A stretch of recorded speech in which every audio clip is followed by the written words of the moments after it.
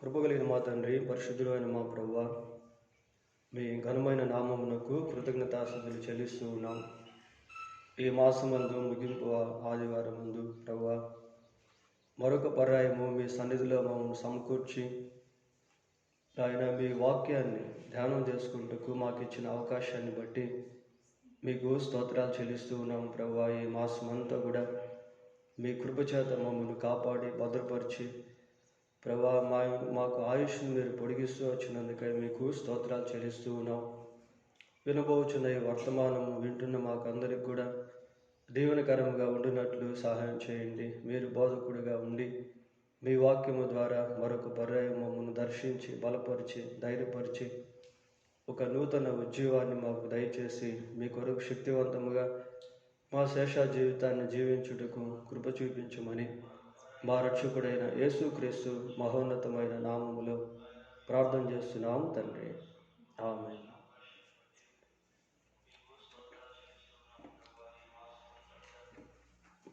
యెషయా గ్రంథం 55వ అధ్యాయము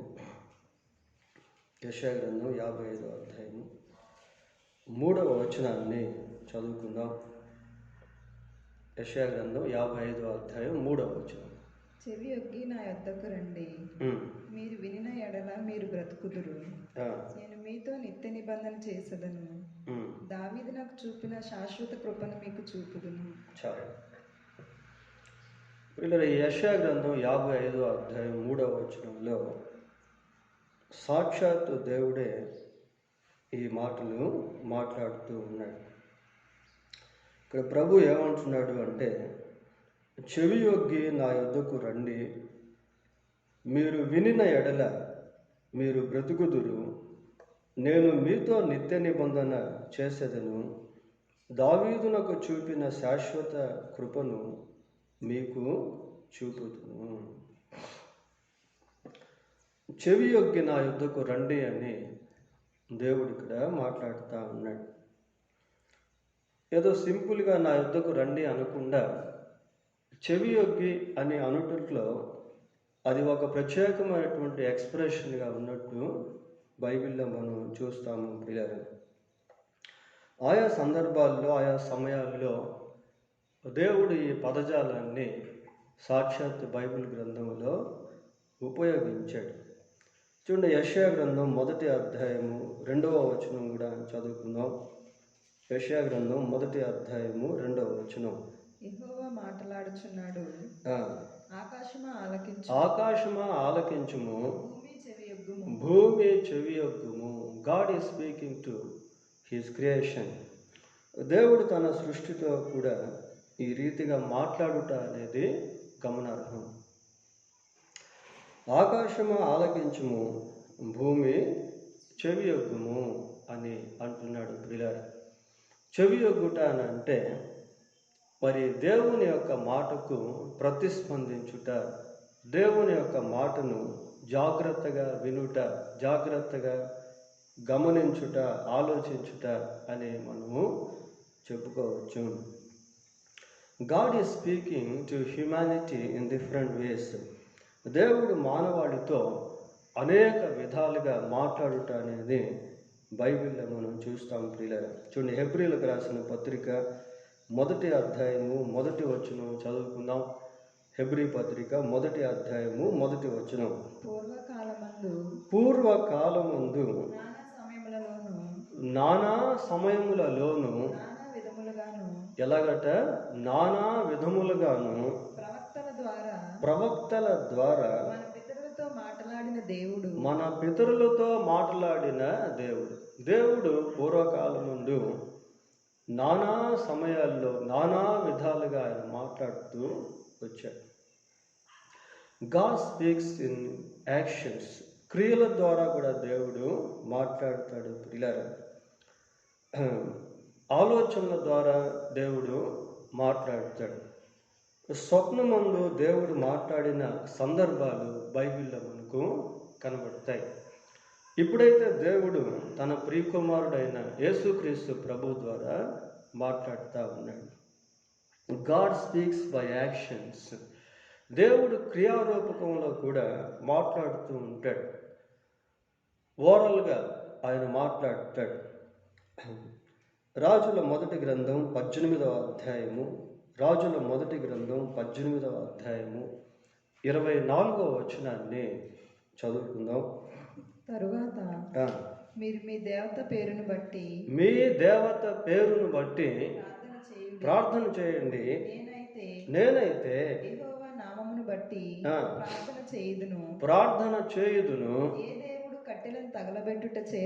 ఏ దేవుడు కట్టెలను తగలబెట్టుట చేత ప్రత్యుత్తరమిచ్చునో. చాలు.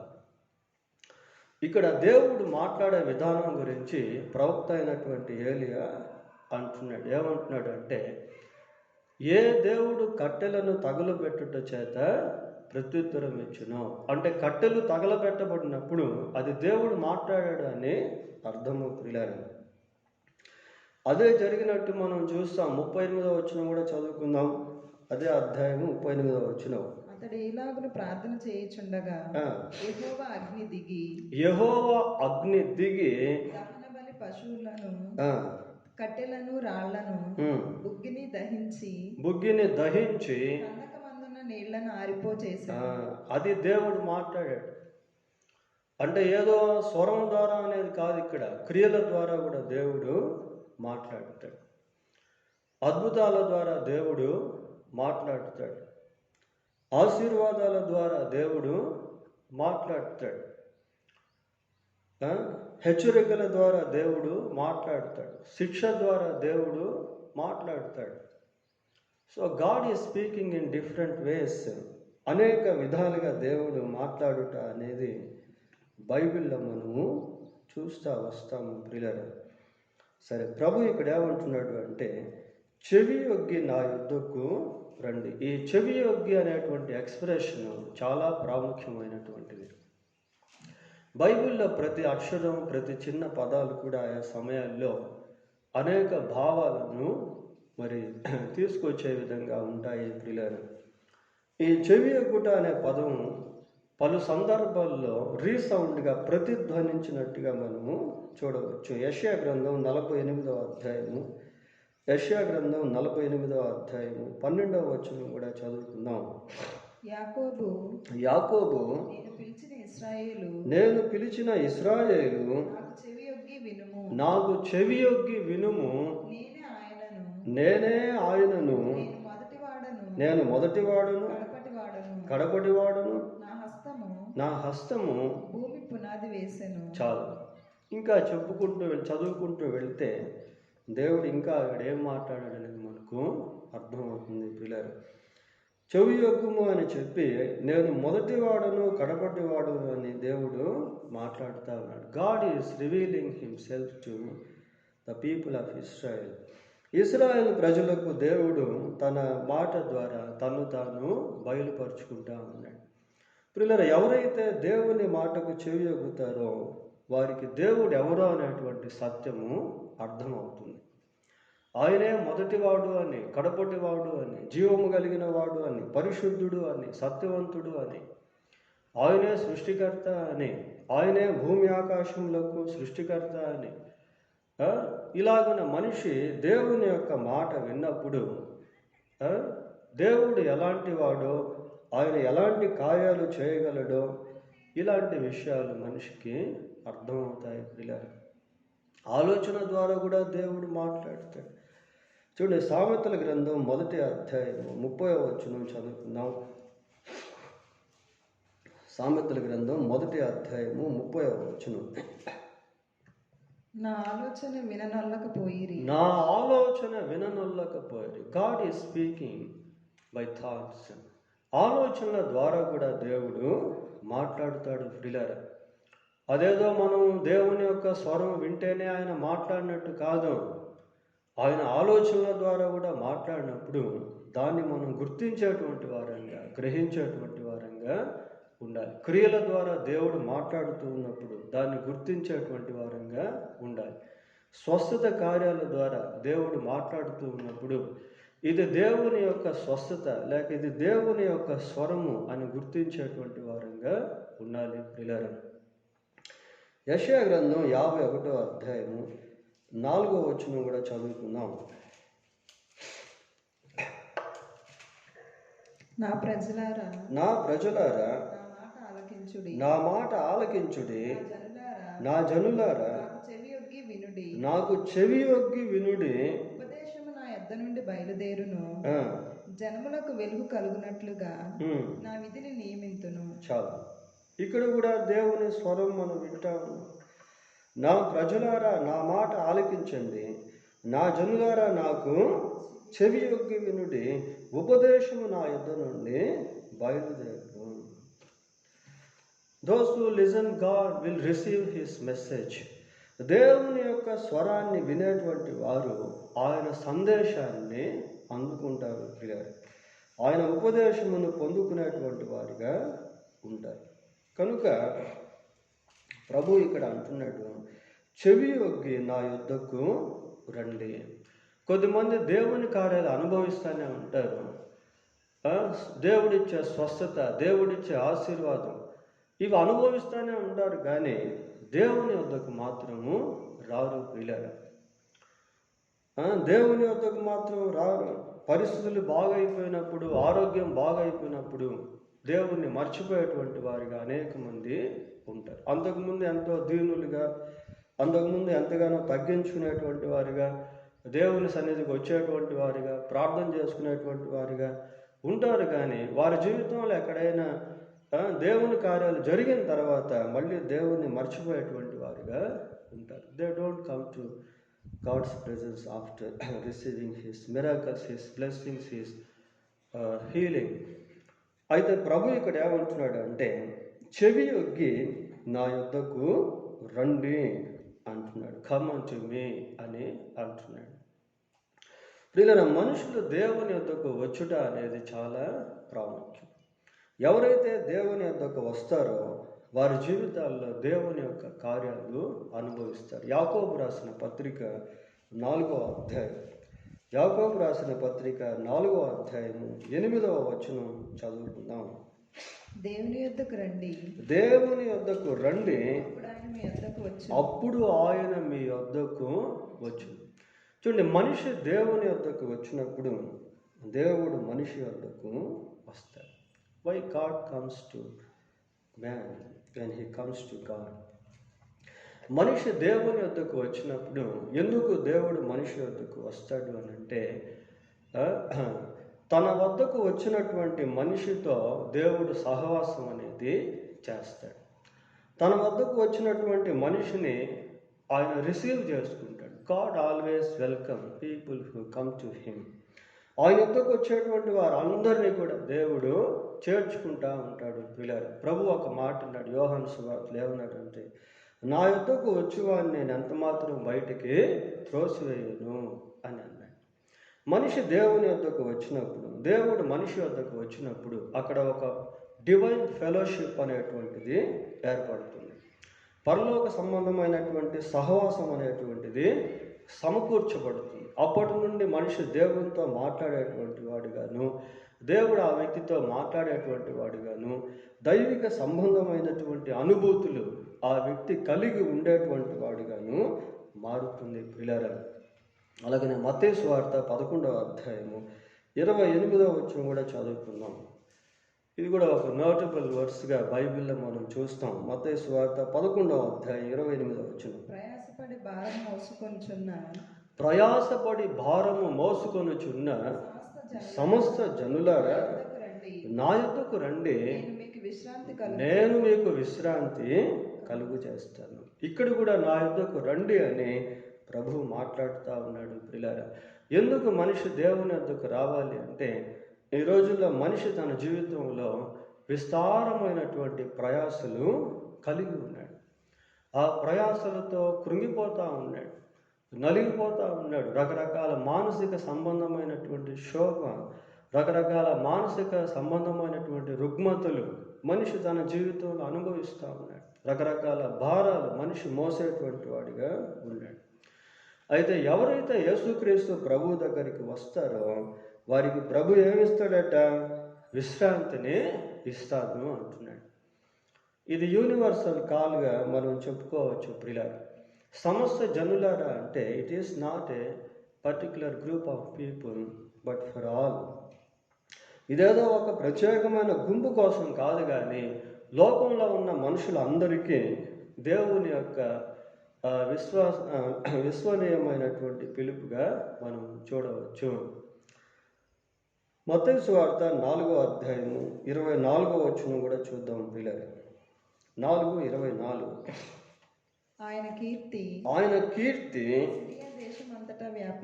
సిరియా దేశమంతటా వ్యాపించెను. నానా విధములైన రోగముల చేతను వేదనల చేతను పీడింపబడిన వ్యాధిగ్రస్తులనందరినీ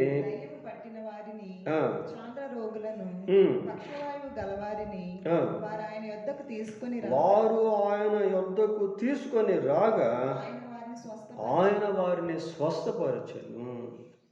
చూడండి ఎలాంటి వాళ్ళు ప్రభు దగ్గరికి తీసుకొని రాబడ్డారు. నానా విధములైన రోగముల చేతను వేదనల చేతను పీడింపబడిన వ్యాధిగ్రస్తులు, రకరకాల రోగాలు, రకరకాల జబ్బులు, మరణకరమైనటువంటి రోగాలు, దీర్ఘకాలపు జబ్బులు. పక్షవాయువు అంటే అదే కదా, దీర్ఘకాలపు జబ్బు అది. పీడింపబడిన వ్యాధిగ్రస్తులందరినీ, దయ్యం పట్టిన వారిని, దయ్యం పట్టినటువంటి వారికి ఏ మెడిసిన్ లేదు, ఏ ఔషధాలు లేవు, ఏ ఎక్స్రేలు పనిచేయవు, ఏ డాక్టర్ కూడా అటువంటి వారికి ట్రీట్మెంట్ అనేది ఇవ్వలేదు. ఇంత ఆధునిక డెవలప్ అయినటువంటి నాగరికతలో మనం ఉన్నప్పటికీ there is no any medicine to the person who has been possessed by devil. ఈ దురాత్మ చేత బంధించబడినటువంటి వారికి ఎటువంటి ఔషధాలు అనేవి లేవు ప్రియులారా. అయితే దయ్యం పట్టిన వారు, చాంద్ర రోగులను, పక్షవాయువు గల వారు ఆయన యొద్దకు తీసుకొని రాగా ఆయన వారిని స్వస్థపరచెను. అది ఎటువంటి వ్యాధి అయినప్పటికీ యేసుక్రీస్తు స్వస్థపరిచేటువంటి దేవుడిగా ఉన్నాడు ప్రియులారా. మరి ఆ రోజే కాదు, ఈ రోజుల్లో కూడా యేసుక్రీస్తు ప్రభు మానవునికి సహాయం చేసేటువంటి ఏకైక దేవుడిగా ఉన్నాడు. బైబిల్లో మనం చూస్తాం, యేసుక్రీస్తు నిన్న నేడు ఏకరీతిగా ఉన్నాడు. ఆ రోజే కాదు, ఈ రోజుల్లో కూడా మనుషులు యేసు ప్రభు దగ్గరికి వచ్చినప్పుడు వారంతా కూడా మేలు పొందేటువంటి వారిగా మారుతారండి. దేవుడు అంటున్నాడు, చెవి యొగ్గి నా యొద్దకు రండి అంటున్నాడు. చెవి యొగ్గి నా యొద్దకు రండి. మరి ప్రభు యొద్దకు వచ్చినటువంటి వారితో ప్రభువు మాట్లాడేటువంటి దేవుడిగా ఉన్నాడు ప్రియులారా. అదే ఆ 2వ వరుసలో మనం చూస్తాం. 2వ వరుసలో ఏమంటున్నాడు? మీరు వినిన ఎడల మీరు బ్రతుకుదురు. మీరు వింటే బ్రతుకుతారు అని ప్రభువు మాట్లాడుతూ ఉన్నాడు. మరి బ్రతుకుంటేనే కదా వినడం అనేది, బ్రతుకుంటేనే కదా వినడం అనేది. మళ్ళీ మీరు వింటే బ్రతుకుతురు అని ప్రత్యేకంగా దేవుడు ఎందుకు ఇక్కడ మాట్లాడుతూ ఉన్నాడు? మీరు వింటే బ్రతుకుదురు అని దేవుడు ఏ కోణంలో మాట్లాడుతూ ఉన్నాడు? బైబిల్లో కానీ మనం పరిశీలన చేసినప్పుడు దేవుని యొక్క మాట ద్వారా మరి బ్రతికింపబడినటువంటి సందర్భాలు కనబడతాయి పిల్లలు. చూడండి, యెహెజ్కేలు గ్రంథం 37వ అధ్యాయము. యెహెజ్కేలు గ్రంథం 37వ అధ్యాయము 4వ వచనాన్ని చదువుకుందాం. అందుకు ఆయన ప్రవచనం ఎత్తి ఎండిపోయిన ఈ ఎముకలతో ఇట్లనుము, ఎండిపోయిన ఎముకలలారా యెహోవా మాట ఆలకించుడి. చాలు. ఎండిపోయిన ఎముకలు యెహోవా మాట ఎలా ఆలకించగలుగుతాయి? ఎండిపోయినటువంటి ఎముకల్లో జీవము లేదు కదా. మరి అలాంటప్పుడు అవి దేవుని యొక్క మాటను ఏ విధంగా ఆలకించగలుగుతాయి? ఈ మాట చాలా విచిత్రంగా ఉన్నట్టు మనకు అనిపిస్తుంది పిల్లరా. ఎండిపోయిన ఎముకల్లారా యెహోవా మాట ఆలకించండి. మరి ఎండిపోయిన ఎముకలు జీవము లేనటువంటివి కదా, అవి ఏ విధంగా దేవుని యొక్క మాట ఆలకించగలవు? పైగా వాటికి చెవులు కూడా లేవు, ఎముకలు అవి. శరీరాలు లేనటువంటి ఎముకలు అవి. మరి అవి ఏ రీతిగా దేవుని యొక్క మాట ఆలకించగలవు? God does lot miracles in the Bible. దేవుడు అనేక అద్భుతాలు బైబిల్లో చేసిన సందర్భాలు మనము చూస్తాము. పిల్లరా, 7వ వచనం చదవండి. యెహెజ్కేలు గ్రంథం 37వ అధ్యాయం 7వ వచనం. ఆయన నాకు ఇచ్చిన ఆజ్ఞ ప్రకారము నేను ప్రవచించుచుండగా. ప్రియులారా, దేవుని యొక్క మాటను ఎత్తి ప్రవక్త అయినటువంటి యెహెజ్కేలు ప్రవచిస్తా ఉన్నాడు. గడగడమను ధ్వని ఒకటి పుట్టెను. గడగడమను ధ్వని ఒకటి పుట్టెను. అప్పుడు ఎముకలు ఒకదానితో ఒకటి కలుసుకొనేను. చూసారా ప్రియులారా, దేవుని యొక్క మాట ఎప్పుడైతే అక్కడ విడుదల చేయబడిందో ఎముకలన్నీ కూడా కలుసుకుంటా ఉన్నాయి. ఎముకలన్నీ ఒకదానితో ఒకటి కలిసిపోతూ ఉన్నాయి. నేను చూచుచుండగా నరుములను మాంసమును వాటి మీదకు వచ్చెను, వాటి పైన చర్మము కప్పెను, అయితే వాటిలో జీవాత్మ ఎంత మాత్రమును లేకపోయింది. ఆటోమేటిక్గా దేవుని యొక్క మాట విడుదలైన వెంటనే ఆ ఎముకల్లో ఒక విధమైనటువంటి స్పర్శ అనేది కలిగింది. పిల్లలు, ప్రభు అంటున్నాడు, ఏమంటున్నాడంటే, మీరు వినిన ఎడల మీరు బ్రతుకుదురు. The word of God has the creating power. దేవుని యొక్క వాక్యము, దేవుని యొక్క వాక్కులో సృజనాత్మక శక్తి అనేది ఉంది. దేవుని వాక్కులో సృజనాత్మక శక్తి అనేది ఉంది. ప్రియులారా, ఎప్పుడైతే ఈ ఎండిన ఎముకలతో దేవుడు ప్రవక్త ద్వారా మాట్లాడాడో ఆ ఎముకల్లో జీవం అనేటువంటిది సంతరించుకుంది. యోహాను సువార్త 11వ అధ్యాయము, యోహాను సువార్త 11వ అధ్యాయము 43వ వచనం 44వ వచనాన్ని చదువుకుందాం. ఆయన అలాగూ చెప్పి లాజరు బయటకు రమ్మని బిగ్గరగా చెప్పగా. చూడండి పిల్లలు, లాజరును గురించి ఇక్కడ మనం చదువుకుంటాము. ఈ లాజరు అప్పటికే చనిపోయాడు. అతన్ని తీసుకెళ్ళి సమాధి చేశారు. 4 రోజులు అయిపోయింది. ఇప్పుడు దేవుడు శవంతో మాట్లాడుతూ ఉన్నాడు. శవంతో మాట్లాడుతూ ఉంటే శవం బ్రతికి బయటకు వస్తూ ఉంది. ప్రియులారా, చనిపోయిన వాడు కాళ్ళు చేతులు ప్రేత వస్త్రములతో కట్టబడిన వాడై వెలుపలికి వచ్చింది. చూడండి ఎంత అద్భుతం. మీరు వినిన ఎడల మీరు బ్రతుకుదురు. ఇవి సామాన్యమైన విషయాలు కాదు. ఎండిన ఎముకలతో మాట్లాడితే అవి గొప్ప సైన్యముగా మారుట అనేది ఇది సామాన్యమైన విషయము కాదు. చచ్చిపోయినటువంటి శవంతో మాట్లాడితే ఆ శవంలో జీవము కలిగి తిరిగి బ్రతుకుట అనేది చిన్న విషయము కాదు. ఇలా చిన్నదాన లే అని ప్రభు అనగానే చనిపోయినటువంటి యాయురు యొక్క కుమార్తె తిరిగి బ్రతికింది. మీరు వినిన ఎడల మీరు బ్రతుకుతుడు. ఇవన్నీ కూడా దేవుని యొక్క మాట వినుట వలన వాటిలో జీవం అనేటువంటిది ప్రవహించింది. ప్రియులారా, ఈ రోజుల్లో మరి బ్రతుకున్నటువంటి మనిషి దేవుని యొక్క స్వరాన్ని వినలేకపోతా ఉన్నాడు. చచ్చిపోయినటువంటి శవాలతో దేవుడు మాట్లాడితే అవి బ్రతికి దేవునికి సాక్షులుగా నిలబడ్డాయి. ప్రియులారా, ఈరోజు బ్రతుకున్నటువంటి మనిషితో దేవుడు మాట్లాడుతూ ఉంటే మనిషి దేవుని యొక్క మాటను ఖాతరు చేయటం లేదు. దేవుని యొక్క మాటను మనిషి వినటం లేదండి. ప్రభు అంటున్నాడు, మీరు వినిన ఎడల మీరు బ్రతుకుతురు. మీరు వింటే బ్రతుకుతారు. సంఖ్యాకాండం 21వ అధ్యాయము, సంఖ్యాకాండం 21వ అధ్యాయము 4-5 వచనాలు చదువుకున్నాం. వారి ఎదోము దేశమును చుట్టిపోవాలనని హోరు కొండ నుండి ఎర్ర సముద్ర మార్గముగా సాగినప్పుడు మార్గ ఆయాసము చేత జనుల ప్రాణము సొమ్మసిల్లెను. కాగా ప్రజలు దేవునికి మోషేకును విరోధముగా మాటలాడి ఈ అరణ్యంలో చచ్చుటకు ఐగుప్తులో నుండి మీరు మమ్మల్ని ఎందుకు రప్పించితిరి? ఇక్కడ ఆహారం లేదు, నీళ్లు లేవు, చవిసారము లేని ఈ అన్నము మాకు అసహ్యంగా ఉంది అంటున్నారు పిల్లలు. దేవుడు వారిని ప్రేమించి దేవదూతుల యొక్క ఆహారాన్ని వారికి అందిస్తూ ఉంటే మనుషులు దేవుని మీద, ఆయన సేవకుని మీద సనగతా ఉన్నారు. వారు మాంసాపేక్షలుగా ఉన్నారు.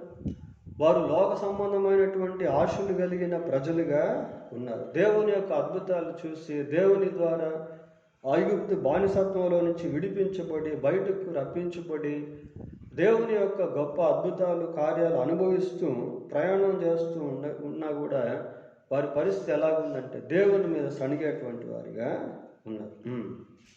6వ వచనం, అందుకు యెహోవా ప్రజల్లోని తాపకరములైన సర్పములను పంపెను, అవి ప్రజలను కరువగా ఇశ్రాయేలీయుల్లో అనేకులు చనిపోయారు.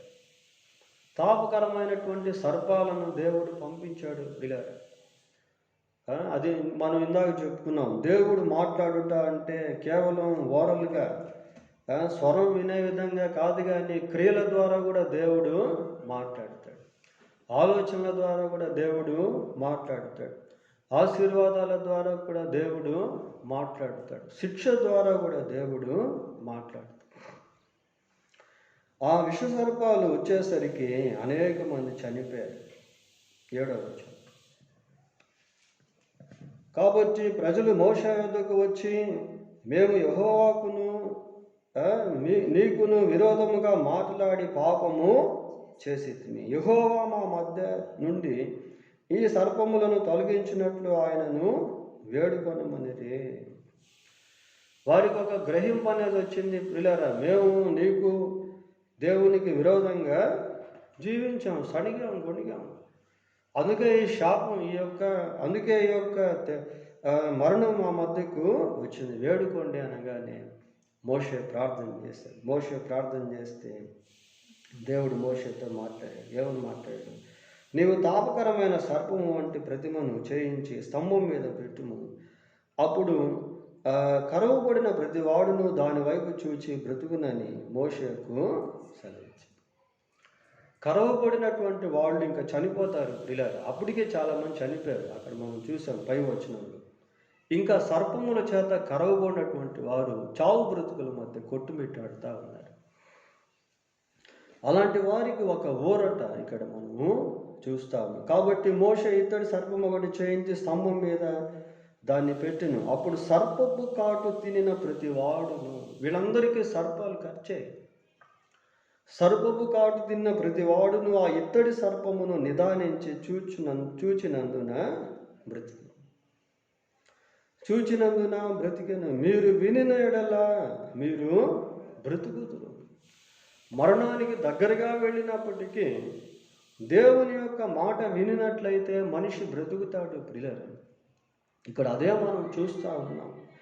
ఇక వాళ్ళు మరణిస్తారు. ఆ సమయంలో మరణించేటువంటి ఆ సమయంలో వాళ్ళు ఏం చేశారు అంటే ఆ ఇత్తడి సర్పాన్ని చూశారు. ఇత్తడి సర్పాన్ని చూస్తే బ్రతికారని కాదు, ఆ ఇత్తడి సర్పాన్ని చూడమన్నట్టు దేవుడు చెప్పిన ఆ మాటకు వారు విధేయత obedience is most important than anything. విధేయత అనేది చాలా ఇంపార్టెంట్ ప్రియులారా.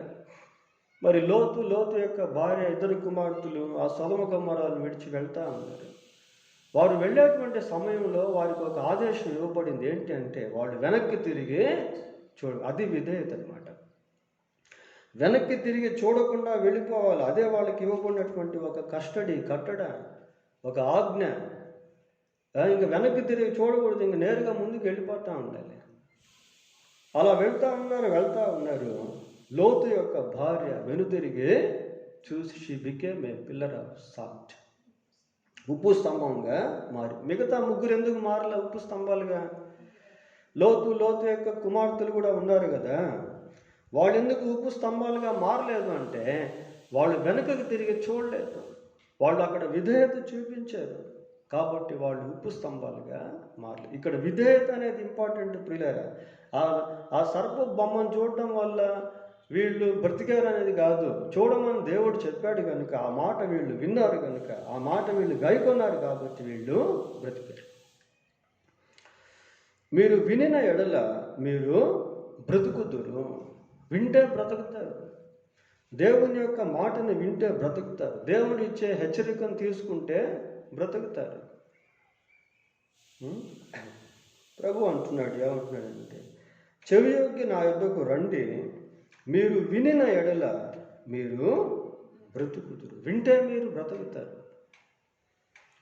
రోమీయులకు రాసిన పత్రిక 10వ అధ్యాయము, రోమపత్రిక 10వ అధ్యాయము 17వ వచనం చదువుకుందాం. కాగా వినుట వలన విశ్వాసము కలుగును. వినుట వలన విశ్వాసము కలుగును. వినుట క్రీస్తును గూర్చిన మాట వలన కలుగు. చాలా మంచి మాట ప్రియులారా. వినుట వలన విశ్వాసము కలుగుతుంది. దేని గురించి వినటం వల్ల? క్రీస్తును గూర్చిన మాటలు వినాలి. ఈ రోజుల్లో లోకం క్రీస్తును గూర్చిన మాటలు వినేంత టైం తీసుకోవట్లేదు ప్రియులారా. Many people who live in this world reject the voice of Jesus. క్రీస్తు ప్రభు యొక్క మాటలను అనేక మంది లోకంలో తిరస్కరిస్తూ ఉన్నారు. Many people don't respond to the voice of God. అనేక మంది దేవుని యొక్క స్వరాన్ని లక్ష్య పెట్టడం లేదు ప్రియులారా. ఏమని చదువుతున్నాం ఇక్కడ? వినుట వలన విశ్వాసం కలుగును, వినుట క్రీస్తును గూర్చిన మాట వలన కలుగు. మనిషి ఎప్పుడైతే యేసుక్రీస్తుని గురించి వింటాడో విశ్వాసం అనేటువంటిది కలుగుతుంది. మరి యేసుక్రీస్తుని గురించి వినటంలో ఏం వినాలి? అది కూడా ఇంపార్టెంట్. కొద్దిమంది స్వస్థతలే వింటూ ఉంటారు. ఆయన గుడ్డి వారిని బాగు చేశాడు, చెవిటి వారిని బాగు చేశాడు, దయ్యాలు పట్టినటువంటి వారిని విడిపించాడు, వ్యాధిగ్రస్తుల్ని బాగు చేశాడు, కానానులో మరి నీళ్ళను ద్రాక్షారసంగా మార్చాడు, ఆయన సముద్రం పైన నడిచాడు, పక్షవాయు గల వారిని లేపాడు. ఇవన్నీ మంచిదే, ఇవన్నీ ఆయన చేసిన కార్యాలే. ఇవన్నీ ఆయన చేసిన కార్యాలే ప్రియులారా. ఇవన్నీ వినాలి. అలా వినడం వల్ల విశ్వాసం అనేది కలుగుతుంది. కానీ అన్నిటికంటే ముఖ్యంగా వినాల్సిన మరొక విషయం ఏంటి అంటే ప్రభు యొక్క సిలువను గురించి వినాలి. ఇక్కడ మూలార్థం మనం ఏమని చదువుతున్నామంటే, మీరు వినుట వలన మీరు బ్రతుకుదురు అని చదువుతాం. యేసుక్రీస్తు సిలువను గురించి మనం వినాలి. ఆయన లోకంలో ఉన్న మనుషులందరి పాపముల కొరకు సిలువలో మరణించాడు, సమాధి చేయబడ్డాడు, సజీవుడై 3వ రోజు తిరిగి లేచాడు. సర్వమానవ పాప క్షమాపణ కొరకు క్రీస్తు ప్రభు సిలువలో తన అమూల్యమైనటువంటి రక్తాన్ని చిందించాడు. ఎవరైతే యేసుక్రీస్తునందు విశ్వాసం ఉంచుతారో వారందరూ కూడా పాప క్షమాపణ పొందుతారు. ఎవరైతే పాప క్షమాపణ పొందుతారో వారిలో ఉన్నటువంటి ఆత్మ తిరిగి బ్రతుకుతుంది ప్రియులారా. అది ఇంపార్టెంట్. మీరు వినిన ఎడల మీరు బ్రతుకుదురు. ఇప్పుడు పాప క్షమాపణ పొందినటువంటి ఆత్మలు మరణంలో ఉన్నాయి. పాపముల చేతను అతిక్రమముల చేతను మీరు చచ్చిన వారై ఉండగా అని ఎఫెసీ 2:1-2 వచనాలు మనం చూస్తాం ప్రియులారా. కనుక మనిషిలో ఉన్నటువంటి ఆత్మ మరణావస్థలో ఉంది. ఈ మరణావస్థలో ఉన్నటువంటి ఆత్మకు జీవం రావాలి అంటే విశ్వాసం కావాలి. విశ్వాసం కావాలి అంటే క్రీస్తుని గురించిన మాటలు వినాలి. యోహాను సువార్త 5వ అధ్యాయము 24వ వచనాన్ని చదువుకుందాం. నా మాట విని నన్ను పంపిన వాని యందు విశ్వాసం ఉంచువాడు నిత్య జీవము గలవాడు, తీర్పులోనికి రాక మరణములో నుండి జీవములోనికి దాటి ఉన్నాడని. ఎక్కడి నుండి ఎక్కడికి దాటేశాడు? మరణములో నుండి జీవములోనికి దాటేశాడు. మీరు వినిన ఎడల మీరు బ్రతుకుదురు. ఇంకా బ్రతికినటువంటి అనుభవం, నిత్య జీవాన్ని పొందుకున్నటువంటి అనుభవం, మరణాన్ని జయించినటువంటి అనుభవం ప్రియులారా. మరణాన్ని జయించినటువంటి అనుభవం, ఆ నిత్య నరకమును తప్పించుకొనినటువంటి అనుభవం, మరణములో నుండి జీవములోనికి దాటి ఉన్నాడు. దేవుడిచ్చేటువంటి ఆ నిత్య జీవాన్ని పొందుకొని ఉన్నాడు. కనుక మరి ఇదేదో చిన్న విషయం కాదు. ఏంటంటే మీరు వినిన ఎడల మీరు బ్రతుకుదురు. The word of God has the life. దేవుని వాక్యము జీవముతో కూడినటువంటిది ప్రియులారా. సరే, ఇంకొక మాట కూడా మనం చూద్దాం. మత్తయి సువార్త 4వ అధ్యాయము. మత్తయి రాసిన సువార్త 4వ అధ్యాయము 3-4 వచనాలు చదువుకుందాం. ఆ శోధకుడు ఆయన యొద్దకు వచ్చి, నీవు దేవుని కుమారుడు అయితే ఈ రాళ్ళు రొట్టెలగునట్లు ఆజ్ఞాపించుము. అందుకు ఆయన, మనుషులు రొట్టె వలన మాత్రం కాదు గాని దేవుని నోట నుండి వచ్చు ప్రతి మాట వలన జీవించునని వ్రాయబడి ఉన్నదని. చాలా ప్రియులారా, సైతాను యేసుక్రీస్తు ప్రభు దగ్గరికి వచ్చి ఏమంటున్నాడంటే, నీవు దేవుని కుమారుడు అయితే ఈ రాళ్ళు రొట్టెలగునట్లు ఆజ్ఞాపించుమని. అందుకు ఆయన, మనుషుడు రొట్టె వలన మాత్రము కాదు కానీ దేవుని నోట నుండి వచ్చు ప్రతి మాట వలన జీవించును. మాట ఉంటే మనిషి జీవిస్తాడా? అవును ప్రియులారా. ఇక్కడ సైతాను భౌతిక సంబంధమైన విషయంలో శోధిస్తూ ఆధ్యాత్మికంగా దెబ్బతీసే ప్రయత్నాన్ని చేస్తూ ఉన్నాడు. We don't know the craftiness of enemy. శత్రువు యొక్క కుయుక్తి మనకు తెలియదు. ఇక్కడ యేసుక్రీస్తు ప్రభు మరి సైతానుకు లోపడేటువంటి విధానంలో సాతానుడు ప్రభువుతో మాట్లాడుతూ ఉన్నాడు. భౌతిక సంబంధమైనటువంటి వాటిని చూపించి ఆధ్యాత్మిక మరణంలోనికి సాతానుడు మనిషిని నడిపిస్తాడు ప్రియులారా. ఈ రాళ్ళు రొట్టెలగునట్లు ఆజ్ఞాపించుమని. అందుకు ఆయన, మనుషుడు రొట్టె వలన మాత్రము కాదు కానీ దేవుని నోట నుండి వచ్చు ప్రతి మాట వలన జీవించును. మీరు వినిన ఎడల మీరు బ్రతుకుదురు. దేవుని మాట మన ఆధ్యాత్మిక జీవితానికి జీవాన్ని పోస్తుంది ప్రియులారా. ఆధ్యాత్మిక బలాన్ని దేవుని యొక్క మాట సమకూరుస్తుంది. సైతానుపై విజయాన్ని సమకూరుస్తుంది. ఇక్కడ ప్రభు అంటున్నాడు, ఏమంటున్నాడంటే, మనుషుడు రొట్టె వలన మాత్రం కాదు కానీ దేవుని నోట నుండి వచ్చి ప్రతి మాట వలన జీవించు. కనుక we should have the word of God to overcome the craftiness of Satan, devil. ప్రియులారా, సైతాను యొక్క కుయుక్తి, సైతాను యొక్క శోధనను జయించాలి అంటే దేవుని మాట వినేవారంగా మనము ఉండాలి. ఎఫెసీ సంఘం గురించి మనం చదువుతాం. సార్దీసు సంఘం గురించి ఏమంటాడంటే, జీవించుచున్నావన్న పేరు మాత్రం నీకున్నది కానీ నీవు మృతుడవే. సార్దీసు సంఘంలో ఉన్న విశ్వాసులతో స్వయంగా యేసుక్రీస్తు ప్రభు ఆ మాటలు చెప్పాడు. పిల్లలు ఆ మృతమైనటువంటి స్థితిలో నుంచి బయటకు తీసుకుని వస్తుంది. ఆయన మాట వినేటువంటి అనుభవాన్ని మనం కలిగి ఉన్నప్పుడు సైతాన్ని మనం జయించేటువంటి వారంగా ఉంటాం. సైతాను ఒకవేళ మనల్ని జయిస్తే మనం చనిపోయినటువంటి వారంగా మారుతూ ఉంటాము ప్రియులారా. ప్రభు అంటున్నాడు, ఏమంటాడంటే, మీరు వినిన ఎడల మీరు బ్రతుకుదురు. మీరు వినిన ఎడల మీరు బ్రతుకుదురు అని అంటున్నాడు. ఇంకా ఏమంటున్నాడు? యెషయా గ్రంథం 55వ అధ్యాయము 3వ వచనం. నేను మీతో నిత్య నిబంధన చేసెదను. దావీదునకు చూపిన శాశ్వత కృపను మీకు చూపిన. చూడండి, God has a special plan for those who listen him. ఆయన మాట వినేటువంటి వారి పట్ల దేవుడు ఒక ప్రత్యేకమైనటువంటి ప్రణాళికను కలిగి ఉంటాడు.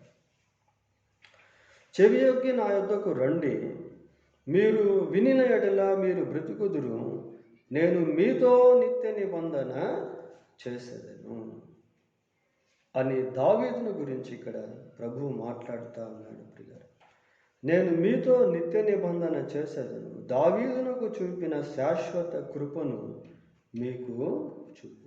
ఈ నిత్య నిబంధన అనేటువంటిది ఎలాంటిదంటే it is long time process. అది దీర్ఘకాలపు దేవుని యొక్క ప్రణాళిక. చూడండి, దేవుడు ఆయన మాట వినినటువంటి వారి జీవితాల్లో మాత్రమే పనిచేయడం కాకుండా వారి తరువాత తరములో కూడా పనిచేసేటువంటి దేవుడుగా ఆయన ఉన్నాడు. నిత్య నిబంధన అంటే అదే. దేవుడు దావీదుతో నిత్య నిబంధన చేశాడు. చూడండి, సమూయేలు రెండవ గ్రంథం 7వ అధ్యాయము 12వ వచనం. ఆ దినములు సంపూర్ణములగునప్పుడు నీవు నీ పితరులతో కూడా నిద్రించిన తరువాత నీ గర్భంలో నుండి వచ్చిన నీ సంతతిని హెచ్చించి రాజ్యమును అతనికి స్థిరపరచెదను. చాలు. ఇప్పుడు ఈ 17వ వచనం వరకు మనం గమనించినట్లయితే నాతాను ప్రవక్త ద్వారా దేవుడు దావీదుకు వర్తమానం పంపి తన యొక్క నిబంధనను దావీదుకు దేవుడు జ్ఞాపకం చేశాడు. దావీదు చనిపోయాడు. దావీదు చనిపోయిన తర్వాత కూడా దేవుని యొక్క నిత్య నిబంధన చనిపోలేదు ప్రియులారా, అది సజీవంగానే ఉంది. దాన్ని ప్రభువు నెరవేరుస్తూనే వచ్చాడు. దావీదు యొక్క పేరు బైబిల్ గ్రంథంలో ఆయన చనిపోయినప్పటికీ పలుమార్లు మనకు కనబడతానే ఉంటుంది. రాజుల మొదటి గ్రంథం, 2వ గ్రంథం, దినవృత్తాంతాలు మొదటి గ్రంథం, 2వ గ్రంథం, ఇంకా ఇవన్నీ మనం చదువుతూ ఉన్నప్పుడు దావీదు యొక్క జీవితం గురించి అనేక విషయాలు అక్కడ మనము చూస్తూ వస్తాం ప్రియులారా. అంతేకాకుండా మత్తయి సువార్త 1వ అధ్యాయం 1వ వచనంలో కూడా అబ్రహాము కుమారుడును దావీదు కుమారుడును అయిన యేసుక్రీస్తు వంశావళి అని చదువుతాం. అక్కడ కూడా దావీదు పేరు జ్ఞాపకం చేయబడింది. ఎందుకు అంటే God did not forget David. Why? Because he has made a covenant with David. దేవుడు దావీదుతో ఒక నిబంధన అనేది చేశాడు, దాన్ని స్థిరపరిచాడు. తరతరాలకు అది అలాగే కంటిన్యూ అయిపోయింది ప్రియులారా, కొనసాగింపు చేస్తూ దేవుడు వచ్చాడు. అబ్రహాముతో కూడా దేవుడు నిబంధన చేశాడు. చూడండి, ఆదికాండం 17వ అధ్యాయం 6-7 వచనాలు చదువుకున్నాం. నీకు అత్యధికముగా సంతాన వృద్ధి కలుగు చేసి నీలో నుండి జనములు వచ్చినట్లు నియమించదును. రాజులను నీలో నుండి వచ్చెదరు. నేను నీకును నీ తరువాత నీ సంతానమునకును దేవుడినై ఉండునట్లు నాకును నీకును నీ తరువాత వారి తరములలో నీ సంతతికి నీ మధ్య నా నిబంధనను నిత్య నిబంధనగా స్థిరపరచదు. అబ్రహాం కవెనెంట్ అంటారు ప్రియులారా దీన్ని. దేవుడు అబ్రహాముతో మాట్లాడుతూ ఉన్నాడు. అప్పటికి అబ్రహాంకి ఇంకా సంతానం అనేది లేదు.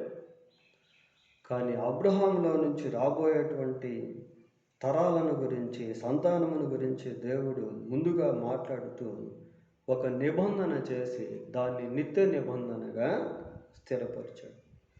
నేను నీకును నీ తరువాత నీ సంతానమునకును దేవుడినై ఉండునట్లు నాకును నీకును నీ తరువాత వారి తరములలో నీ సంతతికి మధ్య నా నిబంధన నిత్య నిబంధనగా స్థిరపరచెదను. అలాగే దేవుడు చేశాడు ప్రియులారా. బైబిల్ గ్రంథాన్ని మనం పరిశీలన చేసినప్పుడు అబ్రహాము యొక్క పేరు కూడా కనబడుతూనే ఉంటుంది. అబ్రహాము చనిపోయినప్పటికీ అబ్రహాము యొక్క వంశావళిలో అబ్రహాములో నుంచి వచ్చినటువంటి జనరేషన్ బై జనరేషన్, తరము వెంబడి తరము, అలాగున దేవుడు అబ్రహామును దీవించాడు. అబ్రహాముతో దేవుడు చేసిన నిత్య నిబంధనను ఆయన కొనసాగింపు చేస్తూ వస్తానే ఉన్నాడు పిల్లరా. ఆ నిత్య నిబంధన అనేటువంటిది అలాంటిది. ఇక్కడ మనం నేర్చుకోవాల్సింది ఏంటి అంటే, మరి దేవుడు మన జీవితంలో కూడా మన ద్వారా చేసేటువంటి కార్యములు మనతోనే అంతమైపోయేటువంటివిగా ఉండక మన తరువాత తరము వారిలో నుంచి కూడా అవి కొనసాగించబడేవిగా ఉండాలి. ఉదాహరణకి మరి బాప్టిస్టు సంఘాలు మనం చూస్తాం ప్రపంచవ్యాప్తంగా. దాని స్థాపకుడు దేవునికి లోబడుట ద్వారా దేవుడు ఆయన్ని ఆశీర్వదించాడు. ఆయన ఇప్పుడు లేకపోయినప్పటికీ సంఘాలు అనేవి అలాగే ఉండిపోయాయి. భక్త సింగారు గురించి మనం చూస్తాం.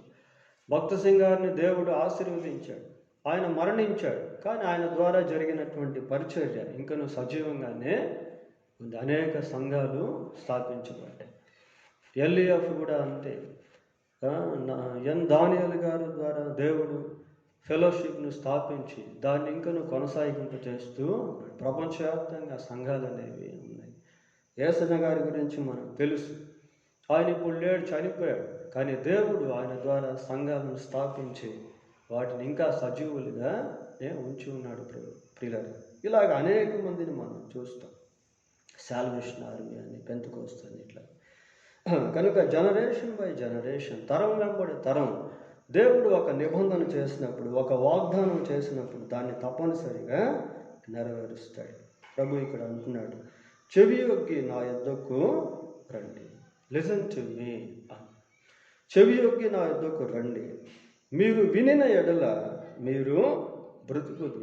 దేవుని మాట అనేక విధాలుగా మనతో మాట్లాడుతూ మనలో జీవాన్ని, సారాన్ని అది కలిగిస్తూ ఉంటుంది. ప్రియులారా, నేను మీతో నిత్య నిబంధన చేసేదను, దావీదునకు చూపిన శాశ్వత కృపను మీకు చూపుదును. ఆ నిత్య నిబంధన, శాశ్వత కృప ఆయన యొద్దకు వచ్చేటువంటి వారి విషయంలో, ఆయన మాట వినేటువంటి వారి విషయంలో దేవుడు జరిగించేటువంటి వాడిగా ఉంటాడు. ప్రియులారా, దేవుడు తన వాక్యాన్ని దీవించుగాక. ప్రార్థన చేసుకున్నాం. ప్రార్థన. పరిశుద్ధుడైన మా దేవా, మీకు వందనాలు, స్తోత్రాలు చెల్లిస్తూ ఉన్నాం. చెవి యొగ్గి నా యొద్దకు రండి అని మీరు సెలవిస్తూ ఉన్నారు. ప్రభా, మరి మా జీవితాల్లో మేము ఎక్కడెక్కడైతే మీ మాటని వినలేనటువంటి వారముగా, మా చెవి యొగ్గలేనటువంటి వారముగా ఉన్నామో అక్కడ గ్రహింపు దయచేయమని ప్రార్థిస్తూ ఉన్నాం. మీ వద్దకు వస్తూ కూడా ఎక్కడైతే మేము దూరంగా ఉన్నామో దాని విషయంలో గ్రహింపు దయచేయండి. అక్కడ మేము మీకు సమీపంగా రాగలుగుటకు కృప దయచేయమని వేడుకుంటూ ఉన్నాం. ప్రభువా, ఆయన మా హృదయాలు మీకు దూరంగా ఎక్కడైతే ఉన్నాయో అక్కడ మాకు గ్రహింపు దయచేయమని ప్రార్థన చేస్తూ ఉన్నాం.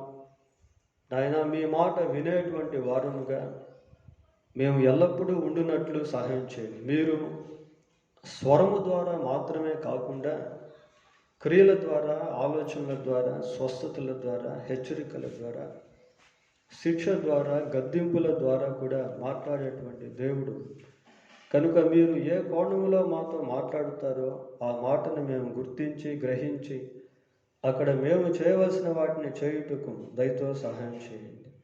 మీ పరిశుద్ధమైన జీవవాక్యం ప్రభా మేము గ్రహించినట్లుగా కృప దయచేయమని వేడుకుంటూ ఉన్నాం. మీరు నిత్య నిబంధన చేసేటువంటి దేవుడు ప్రభా, శాశ్వతమైన కృప చూపిస్తున్నటువంటి దేవుడు. మా జీవితాలు మాతోనే అంతమైపోక మా తరువాత తరంలో కూడా ఆధ్యాత్మిక ఉజ్జీవాన్ని తీసుకొచ్చేటువంటి విధంగా మేము సజీవముగా ఉన్నప్పుడే ఆ రీతిగా జీవించినట్లు మీరు కృప దయచేయండి, సహాయం చేయమని మా రక్షకుడైన యేసుక్రీస్తు పరిశుద్ధమైన నామంలో ప్రార్థన చేస్తున్నాము తండ్రి. ఆమేన్. మన తండ్రి అయిన దేవుని ప్రేమ, మన ప్రభు అయిన యేసుక్రీస్తు యొక్క కృప, పరిశుద్ధాత్మ దేవుని యొక్క సన్నిధి, సహవాసము మనకు, మన కుటుంబాలకు, సంఘంలో ఉన్న ప్రతి కుటుంబానికి, సకల లోకంలో ఉన్న పరిశుద్ధులందరికీ తోడై ఉండి కాపాడునుగాక. ఆమేన్.